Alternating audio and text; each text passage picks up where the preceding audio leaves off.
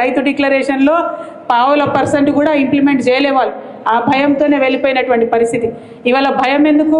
ట్విట్టర్లో ఎవరైనా ఒక కమెంట్ పెడితే భయం ముఖ్యమంత్రి గారికి, తెల్లారికల్లా అరెస్ట్ వస్తుంది ఇంటికి. ఫేస్బుక్లో ఎవరైనా ఒక వీడియో పెడితే భయం ముఖ్యమంత్రి గారికి, తెల్లారికల్లా పోలీసు వాళ్ళు వస్తారు. అదే క్రమంలో మా కోఆర్డినేటర్ మనోజ్ రెడ్డి గారి మీద కూడా మరి కేసులు పెట్టి పాపం తమ్ముడిని తనను 16 రోజుల పాటు వాళ్ళ కుటుంబాన్ని ఆయనను ఇబ్బంది పెట్టి జైల్లో పెట్టడం జరిగింది. మేము కూడా చూస్తూ ఉన్నాం. బీఆర్ఎస్ కూడా పింక్ బుక్ మెయింటైన్ చేయడం మొదలు పెడుతుంది. ఇబ్బంది పడద్దు, ఇంతకింత తిరిగి చెల్లిస్తామని కూడా మీకు తెలియజేస్తూ ఉన్నాం. మీ రాహుల్ గాంధీ ఏమో పాకెట్లో రాజ్యాంగం పట్టుకొని తిరుగుతాడు, ఇక్కడ రేవంత్ రెడ్డి గారేమో రాజ్యాంగాన్ని కాలరాసి అక్రమ కేసులు పెట్టుకుంటూ తిరుగుతాడు. చూస్తూ ఉన్నాం. డెఫినెట్గా లెక్కలు మేము కూడా పెట్టుకుంటాం. మాకు జయశంకర్ సార్ నేర్పించిండు లెక్కలు ఎట్లా రాయాలనో, ఎట్లా ఉద్యమాలు చేయాలనో.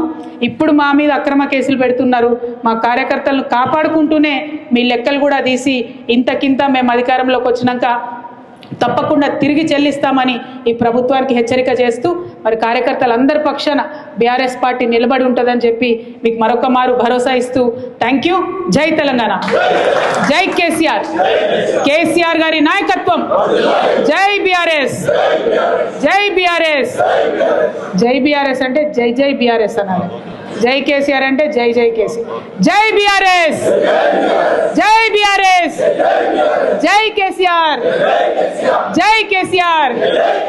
Thank you.